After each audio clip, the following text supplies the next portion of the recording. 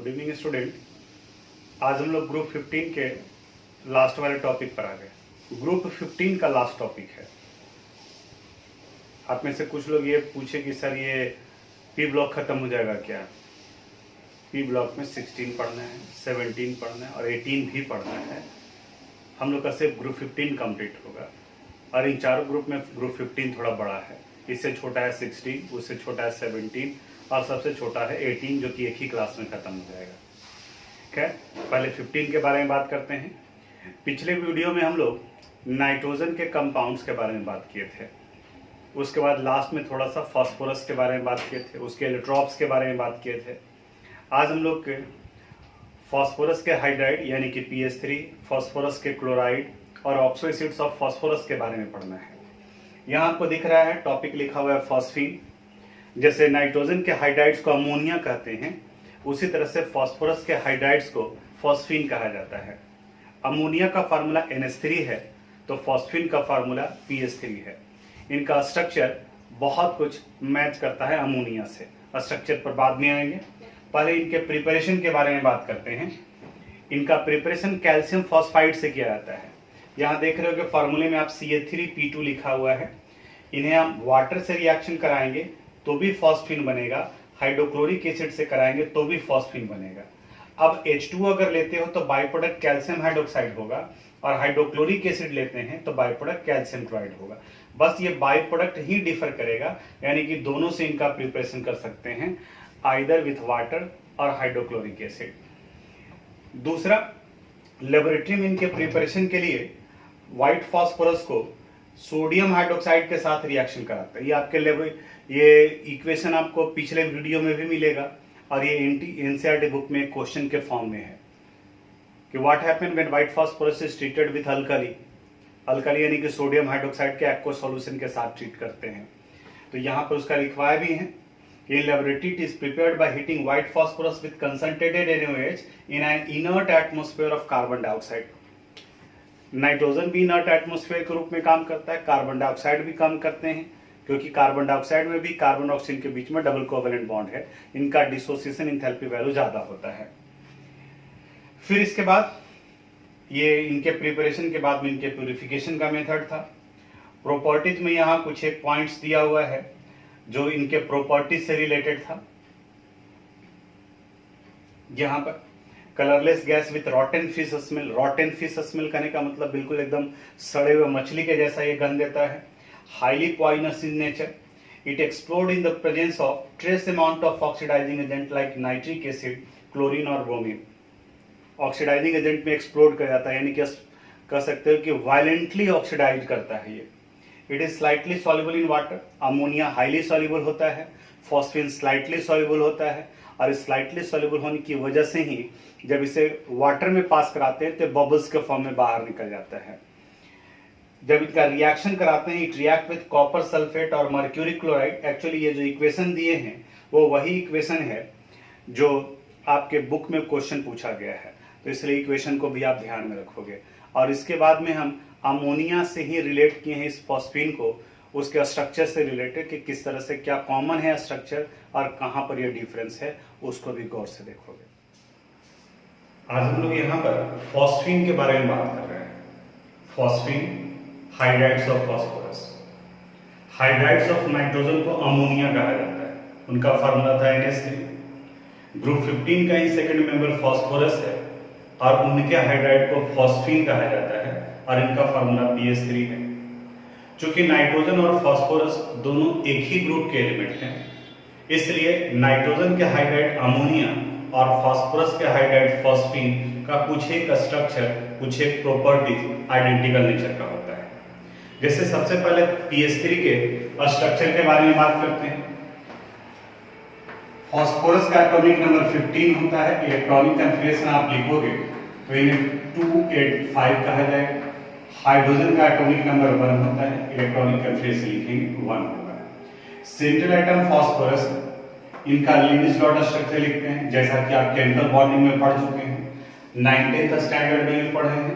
9th standard की बात करते हैं, छोड़ देते हैं 11th की बात। अब ये हाइड्रोजन अपना 1 इलेक्ट्रॉन देगा, ये भी 1 इलेक्ट्रॉन देगा, ये भी 1 इलेक्ट्रॉन देगा। फास्फोरस 1 2 3 4 5। इनका डुप्लेट पूरा हो गया, इसका भी डुप्लेट पूरा हो गया, इनका भी डुप्लेट पूरा हो गया और इसका ऑक्टेट पूरा हो गया। अब यहां पर इस सेंट्रल एटम के पास में देखो तो एक लोन पेयर इलेक्ट्रॉन है, लोन पेयर इलेक्ट्रॉन का नंबर आ गया 1 और इनके पास में बॉन्ड पेयर इलेक्ट्रॉन 3, यानी कि ये सब कुछ बिल्कुल अमोनिया के जैसा है। आप वीडियो रिपीट करके देखोगे तो वहां पर भी उसी अनुसार से आया था। तो टोटल पेयर ऑफ इलेक्ट्रॉन 4 है। तो वेस्पर थ्योरी के अनुसार, जो कि आप केमिकल बॉन्डिंग चैप्टर में पढ़े हैं, इनका इलेक्ट्रॉनिक अरेंजमेंट टेट्राहेड्रल होगा, टेट्राहेड्रल। फास्फोरस, ये इनका टेट्राहेड्रल अरेंजमेंट हो गया। हाइड्रोजन हाइड्रोजन हाइड्रोजन और यहाँ लोन पेयर इलेक्ट्रॉन। और अगले स्टेप में इस लोन पेयर इलेक्ट्रॉन के पोजीशन को आप रिमूव करोगे, ये 3 लाइन इक्विवेलेंट को रिप्रेजेंट करता है, यानी कि उसके जैसा है। यहाँ हाइड्रोजन हाइड्रोजन हाइड्रोजन और यहाँ लोन पेयर इलेक्ट्रॉन, यानी कि इनका शेप भी ट्राइगोनल पिरामिड हो गया, ट्राइगोनल पिरामिड। अगर शेप पूछा जाए तो आपको ये लिखना। अगर हाइब्रिडाइजेशन की बात करते हैं तो जिस तरह से वहां पर हाइब्रिडाइजेशन NH3 में नाइट्रोजन का sp3 होता है, इसमें या इसमें किसी में भी एक में आप लिख सकते हो, तो यहाँ पर फास्फोरस का हाइब्रिडाइजेशन sp3 होगा। ये भी केमिकल बॉन्डिंग में पढ़े थे कि टेट्राहेड्रल अरेंजमेंट है, इसका मतलब sp3 हाइब्रिडाइजेशन आएगा। तो ये सब कुछ बिल्कुल कॉमन है, जैसा कि अमोनिया के केस में आप पढ़े थे। लेकिन अब कुछ एक पार्ट डिफर भी करेगा। क्या क्या कॉमन है, एक बार फिर से रिपीट कर रहे हैं। pH3 में भी फास्फोरस के पास में लोन पेयर इलेक्ट्रॉन है, अमोनिया में नाइट्रोजन के पास लोन पेयर इलेक्ट्रॉन है। इसका मतलब ये होगा कि जिस तरह से NH3 को लिविस बेस कहते हैं, pH3 को भी लिविस बेस कहा जाएगा। अब और भी एसिड और बेस के कंसेप्ट है, जैसे अगर अमोनिया का रिएक्शन NH3 का रिएक्शन आप हाइड्रोक्लोरिक एसिड से कराते हो तो ये फॉर्मेशन करता है NH4Cl का। HCl कंफर्म है कि एसिड है और ये साल्ट का फॉर्मेशन हुआ। तो आप याद करो, नीचे क्लासेस में भी पढ़े होगा, एसिड और बेस रिएक्ट कर साल्ट का फॉर्मेशन करते हैं। तो ये कंफर्म करता है कि अमोनिया बेसिक नेचर का, यानी कि अमोनिया बेस हो गया। बिल्कुल उसी तरह से जब फॉस्फीन का यानी कि pH3 का हाइड्रोजन हाइलाइट, कोई भी हाइलाइट ले लो, HF, HCl, HBr, HI, किन्हीं के साथ में भी करेंगे, वो सब के सब हाइड्रोजन एसिड कहे जाते हैं। तो इनका जब एसिड के साथ रिएक्शन कराते हैं, हम HI इसलिए लिए क्योंकि बुक में जो आंसर दिया हुआ है वो इसी फॉर्म में दिया हुआ है। इसके जगह पर आप HCl भी ले सकते हैं, HBr भी ले सकते हैं। जब HI के साथ रिएक्शन कराते हैं तब ये फॉर्मेशन करता है PH4I का। तो हाइड्रोजन आयोडाइड ये तो एसिड हो गया और ये साल्ट का फॉर्मेशन किया है, इसका मतलब pH3 बेसिक नेचर का। तो आपको NCERT बुक में क्वेश्चन मिलेगा कि how you can say that pH3 is basic in nature. तो pH3 का जब रिएक्शन कराते हैं एसिड के साथ, then it result the formation of salt, it confirm it is basic in nature. ये बताता है कि ये बेसिक नेचर का है क्योंकि एसिड के साथ रिएक्ट कर बेसिक ही साल्ट का फॉर्मेशन कर सकता है। तो ये कुछ एक प्रॉपर्टी फॉस्फीन का था। पिछले वाले वीडियो में ही आपको बता दिए थे कि NH3 यानी कि अमोनिया हाइड्रोजन बॉन्ड का फॉर्मेशन करता है, क्योंकि नाइट्रोजन का इलेक्ट्रोनेगेटिविटी ज्यादा है फास्फोरस के कंपैरिजन में। तो pH3 के केस में सिर्फ वान डेर वाल फोर्स बनते हैं, ये हाइड्रोजन बॉन्ड नहीं बनाता है। तो इनका मेल्टिंग पॉइंट बॉइलिंग पॉइंट ज्यादा होगा, pH3 का exceptionally melting point boiling point value कम होगा। एक और क्वेश्चन आपको मिलेगा कि जब अमोनिया गैस को वाटर में डालते हैं तो वो डिसॉल्व हो जाता है, जबकि pH3 को डालते हैं तो बबल्स के फॉर्म में बाहर निकलता है।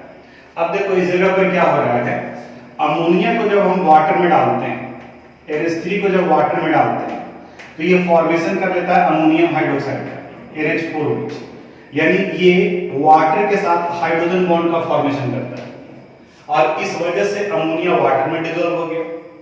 लेकिन pH3 वाटर के साथ हाइड्रोजन बॉन्ड का फॉर्मेशन नहीं करता है और इस हाइड्रोजन बॉन्ड के फॉर्मेशन न करने की वजह से ये डिसॉल्व नहीं होता है और बबल्स के फॉर्म में बाहर आ जाता है। तो बिल्कुल simple question, why pH3 form bubbles, तो वहां आप बताओगे कि pH3 not form hydrogen bond with water molecule, जबकि NH3 क्यों डिसॉल्व हो जाता है? Because NH3 form hydrogen bond with water molecule. ये हाइड्रोजन बॉन्ड पिछले वीडियो में भी बताया, हाइड्रोजन बॉन्ड का डिस्कशन यहां फिर से कर रहे हैं कि हाइड्रोजन बॉन्ड का फॉर्मेशन तभी होता है जब हाइड्रोजन फ्लोरीन, ऑक्सीजन या नाइट्रोजन से जुड़ा होता है। तो अमोनिया में नाइट्रोजन इससे तो जुड़ा हुआ है, लेकिन pH3 में फास्फोरस से जुड़ा है, तो फास्फोरस से हाइड्रोजन बॉन्ड नहीं होता है। ये इससे रिलेटेड हो। एक और इनसे रिलेटेड प्रॉपर्टी का क्वेश्चन आपको बॉन्ड एंगल से रिलेटेड मिलेगा, क्योंकि NH3 और pH3 दोनों का ट्राइगोनल पिरामिडल शेप है, इलेक्ट्रॉनिक अरेंजमेंट टेट्राहेड्रल है, तो सवाल उठता है कि दोनों का बॉन्ड एंगल वैल्यू सेम होना चाहिए। लेकिन जो एक्सपेरिमेंटल डाटा आता है वो ये बताता है कि दोनों के बॉन्ड एंगल में स्लाइटली डिफरेंस होता है। NH3 का बॉन्ड एंगल वैल्यू ज्यादा होता है इन कंपेयर टू pH3। तब ये क्वेश्चन बन गया कि pH3 का बॉन्ड एंगल वैल्यू क्यों ज्यादा हो गया। अब उसको समझते हैं थोड़ा सा। ग्रुप 15 में नाइट्रोजन के बाद में फास्फोरस आता है। Atomic size top to bottom जाने पर बढ़ता है, यानी कि नाइट्रोजन के कंपैरिजन में फास्फोरस का साइज बड़ा है। तो अगर हम लोग NH3 का स्ट्रक्चर बनाते हैं, अमोनिया का स्ट्रक्चर ड्रॉ करते हैं, तो ये स्ट्रक्चर कुछ इस तरीके से दिखेगा। यहाँ पे लोन पेयर इलेक्ट्रॉन है, ये हाइड्रोजन और ये हाइड्रोजन। अब चूंकि फास्फोरस का साइज बड़ा है नाइट्रोजन के कंपैरिजन में, तो pH3 में इनके बीच का ये बॉन्ड एंगल वैल्यू किस तरह से अफेक्टेड होगा। पहले तो इनके शेप के बारे में बात करते हैं थोड़ा सा। जैसे NH3 का बनाया उसी तरह से pH3 का भी ड्रॉ करते हैं। ध्यान से समझना, हाइड्रोजन यहां भी एक लोन पेयर इलेक्ट्रॉन है, यानी कि वेस्पर थ्योरी के अनुसार से सेम कंसेप्ट लग रहा है। अब थोड़ा देखना ध्यान से, इस जगह पर जो बॉन्ड एंगल वैल्यू है और यहां पर जो बॉन्ड एंगल वैल्यू है, अगर दोनों को हम सेम मान करके चले, तो यहां चूंकि बॉन्ड लेंथ का वैल्यू बढ़ रहा है, तब इमेजिन करो कि जब ये बॉन्ड लेंथ का वैल्यू बढ़ रहा है, तो यहां इलेक्ट्रॉन और यहां इलेक्ट्रॉन है, और यहां जब बॉन्ड लेंथ का वैल्यू छोटा है, तो यहां का इलेक्ट्रॉन और यहां का इलेक्ट्रॉन दोनों के एंगल को अगर हम सेम मान करके चले, मैथ का कंसेप्ट आप यूज करो कि इस तरीके से हम लेते हैं। अगर मान लें कि ये 45 डिग्री एंगल है, तो यहां भी 45 डिग्री एंगल है और इस जगह पर भी 45 डिग्री एंगल है, ये दोनों का एंगल सेम है। लेकिन अगर इन दोनों के बीच के इलेक्ट्रॉनिक रिपल्सन को देखें, तो इलेक्ट्रॉनिक रिपल्सन तो इनके सेपरेशन पर डिपेंड करेगा। ये इस जगह पर इलेक्ट्रॉनिक रिपल्सन और इस जगह पर इलेक्ट्रॉनिक रिपल्सन, ये दोनों अलग अलग होगा। यहाँ इलेक्ट्रॉनिक रिपल्सन ज्यादा होगा क्योंकि इनके बीच का डिस्टेंस कम है, यहाँ इलेक्ट्रॉनिक रिपल्सन कम लगेगा इसके रिस्पेक्ट में क्योंकि यहाँ पर ये डिस्टेंस ज्यादा है। यही मेन पॉइंट है। अब NH3 और pH3 को रिलेट कर लो। pH3 में फास्फोरस एटम के साइज बड़ा होने की वजह से, नाइट्रोजन के रिस्पेक्ट में इलेक्ट्रोनेगेटिविटी कम होने की वजह से फास्फोरस और हाइड्रोजन के बीच का बॉन्ड लेंथ वैल्यू ज्यादा होता है। और जब ये बॉन्ड लेंथ वैल्यू ज्यादा हुआ तो दो हाइड्रोजन एटम के इलेक्ट्रॉन के बीच का डिस्टेंस बढ़ जाता है, और जब ये डिस्टेंस बढ़ेगा तो इलेक्ट्रॉनिक रिपल्सन का वैल्यू कम होगा। अब जब यहाँ इलेक्ट्रॉनिक रिपल्सन कम होगा तो जितना ज्यादा रिपल्सन होगा बॉन्ड एंगल का वैल्यू बढ़ेगा, और जब ये रिपल्सन कम होगा तो इनके बॉन्ड एंगल का वैल्यू जहां इस जगह पर 107 डिग्री था, इस केस में इनके बॉन्ड एंगल का वैल्यू 107 डिग्री से कम हो जाता है। फिर से क्वेश्चन दो तरीके से, पहला तो ये आ गया जो पिछले वीडियो में हम लोग पढ़े थे कि 109.5 डिग्री की बजाय अमोनिया में 107 डिग्री क्यों होता है। तो उसका आंसर है कि अमोनिया में नाइट्रोजन के पास लोन पेयर इलेक्ट्रॉन है, और ये लोन पेयर बॉन्ड पेयर के बीच में रिपल्सन ज्यादा होता है in comparison to bond pair, इसलिए बॉन्ड एंगल 109.5 डिग्री से घटकर 107 डिग्री हो गया। यहाँ का क्या क्वेश्चन है कि अगर NH3 और pH3 दोनों को देखें तो दोनों में 3 बॉन्ड पेयर और 1 लोन पेयर इलेक्ट्रॉन है, तो दोनों का बॉन्ड एंगल वैल्यू सेम होना चाहिए। बट एक्सपेरिमेंटली pH3 में बॉन्ड एंगल का वैल्यू 107 डिग्री से कम होता है। इसके पीछे का रीजन, अब इसके पीछे का रीजन ये बताता है कि pH3 में फास्फोरस और हाइड्रोजन के बीच का बॉन्ड लेंथ ज्यादा होता है। इस बॉन्ड लेंथ ज्यादा होने की वजह से दो हाइड्रोजन एटम के बीच का डिस्टेंस बढ़ जाता है, इलेक्ट्रॉनिक रिपल्सन घट जाता है और इसी वजह से इनके बॉन्ड एंगल का वैल्यू कम हो जाता है। Due to low electronegativity of phosphorus in comparison to nitrogen, the bond length of PH bond is greater than the bond length of NH bond. NH के कंपैरिजन में पीएच ज्यादा होता है। Due to this reason the electronic repulsion in pH is less than the electronic repulsion in NH, and it results the decrease in bond angle in pH3 in comparison to NH3। ये इसका आपको answer लिखना है। हम answer भी बता दिए और इस पॉइंट को 3 बार रिपीट किए हैं, आप रिपीट कीजिएगा। जानते हो परेशानी कहाँ पर है? परेशानी यहाँ है कि सामने वाले स्टूडेंट के पास में 9-10 का भी कंसेप्ट नहीं है।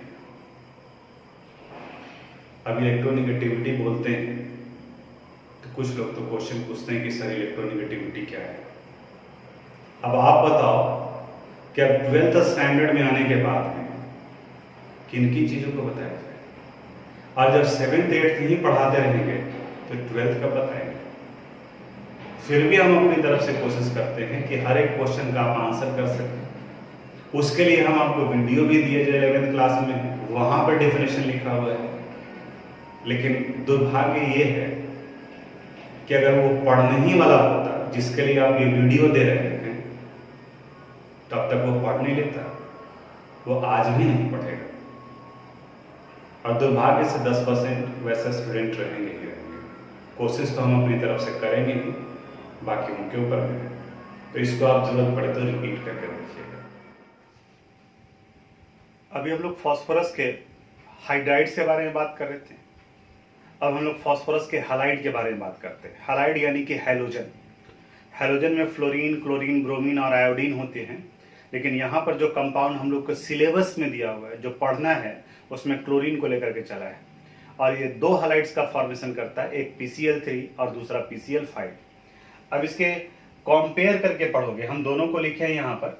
फास्फोरस ट्राइक्लोराइड है और फिर यहाँ फास्फोरस पेंटाक्लोराइड है। सबसे पहले आप इसके प्रिपरेशन को देखो। व्हाइट फास्फोरस का रिएक्शन जब हम लोग 6Cl2 से कराते हैं तो PCl3 बनता है, और जब 10Cl2 से कराते हैं तो PCl5 बनता है। मतलब इसका क्या हो गया कि अगर एक्सेस अमाउंट में क्लोरीन दिए तो PCl5 बना, और लिमिटेड अमाउंट में जब क्लोरीन दिए तो ट्राइक्लोराइड का फॉर्मेशन हुआ। जब इनका फॉर्मेशन रिएक्शन थायोनील क्लोराइड से कराते हैं तो PCl3 बनता है, और जब इनका रिएक्शन थायोनील ऑक्सोक्लोराइड से कराते हैं तब PCl5 का फॉर्मेशन होता है। तो दोनों के प्रिपरेशन को एक साथ में पढ़ोगे, रिएक्शन याद करना आसान होगा। अब इनसे रिलेटेड इनके कुछ प्रॉपर्टीज हैं। जैसे यहाँ ऊपर में प्रॉपर्टीज ये दिया हुआ है PCl3 का, और इसके नीचे में ये प्रॉपर्टीज दिया हुआ है PCl5 का। दोनों रिएक्ट करता है। PCl3 में it is colourless oily liquid and hydrolysed in the presence of moisture. तो PCl3 मॉइस्चर में हाइड्रोलाइड होकर H3PO3 में कन्वर्ट करता है। ये भी मॉइस्चर में हाइड्रोलाइड होता है लेकिन H3PO4 में कन्वर्ट करता है। तो देखो दोनों में ये फास्फोरस एसिड बनाता है और ये फास्फोरिक एसिड का फॉर्मेशन करता है। तो जो डिफरेंस है वो ध्यान में रखना है आपको। फिर आप रिएक्शन देख रहे हो, कार्बोक्सिलिक एसिड और अल्कोहल है। यहाँ भी कार्बोक्सिलिक एसिड और अल्कोहल है, और ये दोनों रिएक्शन ऑर्गेनिक केमिस्ट्री में भी रिपीट होगा, यानी कि वहां पर भी आएगा, रिएक्शन रिपीट होगा। तो कंप्लीट करने के लिए देता है हाफ पार्ट में। दोनों को गौर से देखोगे तो मेजर प्रोडक्ट सेम बन रहा है। यहाँ भी देखो CH3COCl, CH3COCl, C2H5Cl, C2H5Cl, H3PO3, H3PO3, यहाँ पर फॉर्मेशन हो रहा है POCl3, POCl3 प्लस HCl। ये इन दोनों में डिफरेंस है, यानी कि फास्फोरस ट्राइक्लोराइड कॉरस्पॉन्डिंग क्लोराइड के साथ में ऑर्गेनिक कंपाउंड के हैलाइड का फॉर्मेशन कर रहा है ये, उसके साथ में H3PO3 देता है, जबकि PCl5 POCl3 और HCl का फॉर्मेशन करता है। ये दोनों में रिएक्शन कॉमन था, लेकिन एक रिएक्शन जो डिफर कर रहा है उसको भी आपको ध्यान में रखना होगा PCl5 के साथ में। PCl5 डिकम्पोज करता है PCl3 और Cl2 में, ये स्ट्रक्चर में। इसके बाद जो एक वीडियो दिखाई देगा आपको, बोर्ड पर एक्सप्लेन किए हैं कि इनमें 2 तरह का बॉन्ड पाया जाता है, और वो ब्रेक कर PCl3 में कन्वर्ट करता है और Cl2 में कन्वर्ट करता है, एक्सियल बॉन्ड ब्रेक करता है, वो आगे लिखवाएंगे। ये मेटल के साथ रिएक्ट कर कॉरस्पॉन्डिंग क्लोराइड का फॉर्मेशन करता है। अब यहाँ सिल्वर के साथ भी रिएक्ट कर रहा है, लेस रिएक्टिव मेटल, और टीन के साथ भी रिएक्ट कर रहा है और कॉरस्पॉन्डिंग क्लोराइड का फॉर्मेशन कर रहा है। इसमें जो मेन इंपॉर्टेंट पॉइंट है वो इसके शेप से रिलेटेड है। PCl3 और PCl5 को, इसके शेप को हम बोर्ड पर एक्सप्लेन किए हैं, उसको आप ध्यान से देखोगे। और इस जगह पर जहाँ पे आप नोट्स देख रहे हैं, इस जगह पे जो ब्लैंक छोड़ा हुआ है, उस जगह पर आप उसके स्ट्रक्चर को नोट करोगे, बोर्ड पर से जो दिया हुआ है उसको देख करके खुद से कोशिश करोगे उसे बनाने का उसी तरीके से। एक दो पॉइंट डिस्कस किए हैं वहां पर वीडियो में, उसको भी आप लिख लेना। अब यहाँ पर हम लोग थोड़ा सा PCl3 और PCl5 के स्ट्रक्चर से रिलेटेड बात करते हैं, क्योंकि उससे भी क्वेश्चन पूछा जाता है। जैसे अभी आपको PS3 का लीनियज डॉट स्ट्रक्चर बताया, बिल्कुल वही कंसेप्ट यहाँ पर PCl3 और PCl5 के लिए यूज करना पड़ा। 11th में बहुत सारा क्वेश्चन बनाया है। आप में से 80% स्टूडेंट वो हैं जो मेरे ऑलरेडी 11th में पढ़े हैं और उनको याद होगा कि केमिकल बॉन्ड में कितना सारा स्ट्रक्चर बनाए हैं, इसलिए सारा पार्ट आपका पढ़ा हुआ था। फिर भी हम यहाँ पर बनाए हैं। PCl3 में फास्फोरस का इलेक्ट्रॉनिक कॉन्फिगरेशन लिखे थे 285, क्लोरीन का 287। इसके आउटर मोस्ट ऑर्बिट में 7 इलेक्ट्रॉन है, यानी कि 1 इलेक्ट्रॉन का शेयरिंग करेगा। तो इसलिए क्लोरीन के इलेक्ट्रॉन को डॉट से दिए हैं तो एक इलेक्ट्रॉन का शेयरिंग किया। फास्फोरस भी 1 इलेक्ट्रॉन का शेयरिंग किया, तो इसके आउटर मोस्ट ऑर्बिट में 5 इलेक्ट्रॉन था, तो 1 2 3 4 5 ये स्ट्रक्चर बन गया। इनके पास 3 बॉन्ड पेयर और 1 लोन पेयर इलेक्ट्रॉन है, तो टेट्राहेड्रल इलेक्ट्रॉनिक अरेंजमेंट और ट्राइगोनल पिरामिडल इनका शेप आ गया। तो देखो यहाँ शेप ट्राइगोनल पिरामिडल है और इस जगह पे ट्राइगोनल बाई पिरामिडल है। आगे बताते हैं दोनों में क्या डिफरेंस है। और यहाँ फास्फोरस का हाइब्रिडाइजेशन sp3 है, यानी कि बिल्कुल PH3 के जैसा। PH3 में भी ट्राइगोनल पिरामिडल शेप था, फर्क बस इतना है कि यहाँ पर क्लोरीन जुड़ा हुआ है तो PCl3 हो गया और वहाँ हाइड्रोजन जुड़ा हुआ था तो PH3 हो गया। PCl5 में 5 इलेक्ट्रॉन इनके इन्वॉल्व होते हैं और 5 बॉन्ड पेयर की वजह से इनका ट्राइगोनल बाई पिरामिडल होता है, 3 डायमेंशनल शेप है। याद करो 11th क्लास में पढ़े थे हम लोग, ये देख रहे हैं कि ट्रायंगुलर स्ट्रक्चर दिख रहा है, तो ये 3 क्लोरीन यहाँ यहाँ और यहाँ आ गए और एक क्लोरीन इस जगह पर और एक क्लोरीन इस जगह पर। अब ये इमेजिन करो कि अगर ये कवर करेगा, जैसे कि 11th क्लास में आपको बताया था कि अगर ये यहाँ से कवर करता है, ये यहाँ से कवर करता है और ये यहाँ से कवर करता है, तो ये एक पिरामिड बना देगा। तो ऊपर में भी पिरामिड बनेगा और नीचे में भी पिरामिड बनेगा, तो दो पिरामिड बन गया, इसलिए इसे बाई पिरामिडल कहा जाता है। तो इस स्ट्रक्चर को हम लोग ट्राइगोनल बाई पिरामिडल कहते हैं, क्योंकि दो पिरामिड का फॉर्मेशन हो रहा है। अब क्वेश्चन यहाँ क्या करता है, एक तो फिर इसका हाइब्रिडाइजेशन, फिर केमिकल बॉन्डिंग के हाइब्रिडाइजेशन से। अब हाइब्रिडाइजेशन नहीं पढ़े तो उस पर मत, सिर्फ याद रखो आप कि इनका हाइब्रिडाइजेशन होता है sp3d। एक तो क्लियर हो गया कि एक पिरामिड है, ये ट्राइगोनल पिरामिड है, एक ही पिरामिड बन रहा है और इसमें ऊपर और नीचे दोनों पिरामिड बन रहा है, इसलिए इसको बाई पिरामिडल कहते हैं। इसमें बॉन्ड एंगल वैल्यू यहाँ ये जो है वो परपेंडिकुलर बनता है, तो इससे अगर हम लोग कंपेयर करेंगे तो यहाँ ये 90 डिग्री होता है और ये बॉन्ड एंगल का वैल्यू 120 डिग्री होता है, यानी कि जो बेस में है। क्वेश्चन ये पूछा जाता है कि PCl5 का 5 बॉन्ड आइडेंटिकल है क्या? अब देखो स्ट्रक्चर फिर से इसका, ये PCl5 को रिप्रेजेंट करता है, नहीं है।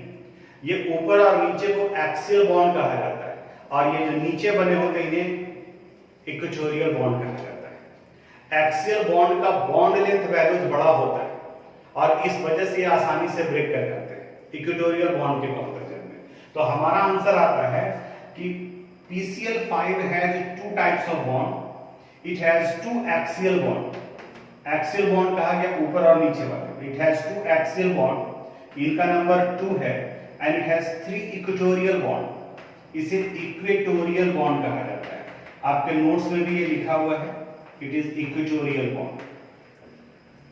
तो 2 अलग अलग तरह के बॉन्ड होते हैं, इसलिए जब PCl5 को हीट करते हैं तो ये दोनों बॉन्ड टूट जाता है, तो ये PCl3 में कन्वर्ट कर जाता है फिर से, यानी कि इस तरह के स्ट्रक्चर को ऑक्यूपाई कर रहे हैं। तो ये PCl3 और PCl5 के स्ट्रक्चर से रिलेटेड था। जो क्वेश्चन आपसे पूछा जाएगा, आपको बुक में नजर आएगा, वहां देखोगे और फिर से इस वीडियो वाले पोर्शन पर आओगे, कंसेप्ट क्लियर हो जाएगा। नाइट्रोजन के ऑक्सो एसिड की तरह ही फास्फोरस के भी ऑक्सो एसिड्स का फॉर्मेशन होता है। ये भी कई ऑक्सो एसिड्स का फॉर्मेशन करते हैं। ऑक्सो एसिड्स का मतलब क्या होता है वो पिछले वीडियो में बता चुके हैं आपको, यानी कि ऑक्सीजन का होना जरूरी है। इस जगह पर इसके ऑक्सो एसिड से रिलेटेड बेसिसिटी पूछा जाता है, जिसको स्ट्रक्चर से एक्सप्लेन किए हैं। इसके बाद वाले पार्ट में जो वो वीडियो आएगा तो उसको आप देखोगे। और एक बहुत ही इंपॉर्टेंट क्वेश्चन ये पूछा गया है, डिस्प्रोपोर्शनेशन रिएक्शन। यहाँ दिख रहा होगा आपको डिस्प्रोपोर्शनेशन रिएक्शन। 11th क्लास में रिडॉक्स रिएक्शन चैप्टर में था और वहां पर भी ये रिएक्शन आया था। Oxo acids of phosphorus specially H3PO3, H3PO4 नहीं होगा, ये डिस्प्रोपोर्शनेट करते हैं, यानी कि ये ऑक्सीडाइड भी होता है और रिड्यूस्ड भी होता है। जैसे जब ये H3PO4 में कन्वर्ट करेगा तो फास्फोरस का ऑक्सीडेशन नंबर बढ़ गया, और जब PS3 में कन्वर्ट करेगा तो -3 हो जाएगा, यानी कि डिक्रीज कर गया। यानी यहाँ +3 है, यहाँ +5 है और यहाँ -3 है, तो इस रिएक्शन को डिस्प्रोपोर्शनेशन रिएक्शन कहते हैं। तो आपको एनसीईआरटी में क्वेश्चन मिलेगा, what is disproportionation reaction? The reaction in which a single substance oxidise as well as reduced is called disproportionation reaction, and phosphorous acid H3PO3 oxidise into phosphoric acid and reduced into phosphine. बहुत important equation है, board में पूछा हुआ है, इसको आप टिक मार करके अपनी कॉपी में नोट करोगे। बेसिसिटी के बारे में यहाँ पर बात किए हैं और इसके बाद में उसके स्ट्रक्चर को आप अपनी कॉपी में नोट कर लीजिएगा, जो अभी वाले वीडियो में दिया हुआ है। पिछले वीडियो में हम लोग ऑक्सो एसिड्स ऑफ नाइट्रोजन के बारे में बात किए थे, जिसमें नाइट्रिक एसिड पढ़ना था। यहाँ पर ऑक्सो एसिड ऑफ फास्फोरस के बारे में बात करते हैं। फास्फोरस भी कई ऑक्सो एसिड बनाता है, जिनका प्रॉपर्टीज आपके नोट्स में लिखा हुआ है। यहाँ पर हम मेन इसके बेसिसिटी से रिलेटेड एक टॉपिक के बारे में डिस्कस करेंगे। स्ट्रक्चर बनाते हैं। ऑक्सो एसिड्स ऑफ फास्फोरस में इसके जो 3 इंपॉर्टेंट ऑक्सो एसिड्स हैं, उसमें आता है फास्फोरिक एसिड, H3PO3 इन्हें कहा जाता है फास्फोरस एसिड, और H3PO2 इन्हें कहा जाता है फास्फोरिक एसिड। ये 3। आप में से कुछ एक बैच में सॉल्यूशन चैप्टर चल रहा था और वहां नॉर्मलिटी बताए थे, तो उस जगह पर भी बेसिसिटी टर्म आया था और वहां आपको बताया थे कि ये पार्ट फिर रिपीट होगा जब हम लोग खास करके 8:30 बजे वाले बैच में, जब हम लोग इनऑर्गेनिक में पी ब्लॉक पढ़ेंगे, ग्रुप 15 एलिमेंट पढ़ेंगे उस जगह पर। अभी वो आगे, इसलिए स्ट्रक्चर यहाँ डिस्कस कर रहे हैं। फास्फोरिक एसिड का स्ट्रक्चर अगर हम लोग ड्रॉ करते हैं तो ये फास्फोरिक एसिड का स्ट्रक्चर है। टेट्राहेड्रल होता है, यहाँ HO HO और यहाँ भी HO। देखो हाइड्रोजन 3 है, 1 2 3, फास्फोरस 1, ऑक्सीजन 1 2 3 4 4। H3PO3 का स्ट्रक्चर अगर ड्रॉ करते हैं, ये सब आप स्ट्रक्चर अपनी कॉपी में नोट करोगे। इसके पहले वाले पार्ट में भी जो बताएंगे वो HO HO और यहाँ H, क्योंकि 3 ही ऑक्सीजन है तो 1 2 3 हो गया। और H3PO2 का अगर स्ट्रक्चर ड्रॉ करते हैं तो ये H3PO2 का स्ट्रक्चर हो गया, HO H और ये H, 2 ही ऑक्सीजन है। अब यहाँ इससे रिलेटेड एक बेसिसिटी आता है। बेसिसिटी किसी भी एसिड के द्वारा प्रोड्यूस्ड हाइड्रोजन आयन को कहा जाता है, यानी जो जितने H+ आयन का फॉर्मेशन करेगा वह उस एसिड का बेसिसिटी कहा जाता है। अब यहाँ ऑक्सो एसिड ऑफ फास्फोरस में वो हाइड्रोजन जो ऑक्सीजन के साथ में जुड़ा हुआ है, सिर्फ वही आयोनाइज करेगा H+ में। जो हाइड्रोजन फास्फोरस से जुड़ा हुआ है वो आयोनाइज नहीं करेगा। तुरंत आपके दिमाग में आएगा क्यों सर? पेरियोडिक टेबल में इलेक्ट्रोनेगेटिविटी ऑक्सीजन का इतना है, सबसे ज्यादा इलेक्ट्रोनेगेटिव में फ्लोरीन है, दूसरे नंबर पर ऑक्सीजन है और तीसरे नंबर पर नाइट्रोजन है। तो ऑक्सीजन का इलेक्ट्रोनेगेटिविटी इतना है कि वो हाइड्रोजन के इलेक्ट्रॉन को खींच कर उसे आयोनाइज करते हैं, लेकिन फास्फोरस का इलेक्ट्रोनेगेटिविटी इतना ज्यादा नहीं है कि वो हाइड्रोजन के इलेक्ट्रॉन को खींचकर उसे H+ में कन्वर्ट करते हैं। तो यानी कि इस जगह पर ये तीनों का तीनों हाइड्रोजन जो कि ऑक्सीजन से जुड़ा हुआ है, तो ये तीनों आयोनाइज कर जाएगा H+ में। इसलिए इस जगह पर इनके बेसिसिटी का वैल्यू 3 है, इनका बेसिसिटी वैल्यू 3 है। इस स्ट्रक्चर यानी कि H3PO3 में देखेंगे तो इसके साथ में सिर्फ 2 ही हाइड्रोजन है जो ऑक्सीजन से जुड़ा हुआ है, तो ये दोनों आयोनाइज करेगा लेकिन ये आयोनाइज नहीं करेगा। तो इसलिए यहाँ अगर हम लोग देखें तो इनका बेसिसिटी वैल्यू सिर्फ 2 होगा। अब बताने का जरूरत नहीं है, अगर हम यहाँ आपसे पूछें कि इस जगह पर बताओ कि बेसिसिटी वैल्यू कितना होगा, तो अभी तक आप सुनते आ रहे हो तो बोलेंगे तो इसमें तो सिर्फ एक ही ऑक्सीजन के साथ जुड़ा हुआ है, इसलिए सिर्फ यही हाइड्रोजन आयोनाइज करेगा, तो इनका बेसिसिटी वैल्यू 1 होगा। तो अब यह स्ट्रक्चर पर बेसिसिटी डिपेंड करता था। एक और होता है रिड्यूसिंग पावर। रिड्यूसिंग यानी कि हाइड्रोजन देने का, H+ देना अलग हो गया और हाइड्रोजन इन्वॉल्व होना अलग हो गया। तो इस जगह पर 2 हाइड्रोजन है, इस जगह पर 1 हाइड्रोजन है, ये रिड्यूसिंग स्ट्रेंथ को बढ़ाता है।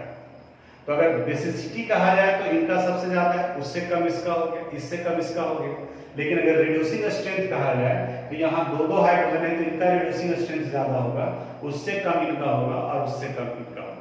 ये इनके ऑक्सो एसिड ऑफ फास्फोरस के स्ट्रक्चर से रिलेटेड था, इनको आप अपनी कॉपी में नोट कर लीजिएगा। अब ये तो ग्रुप 15 कंप्लीट हुआ। यहाँ पर ये सारा जितना भी कुछ बोर्ड पर अभी एक्सप्लेन किए हैं उनको भी आप नोट कर लीजिएगा और यहाँ तक का पोर्शन का प्रिपरेशन करके रखोगे। एक क्लास का टाइम देते हैं,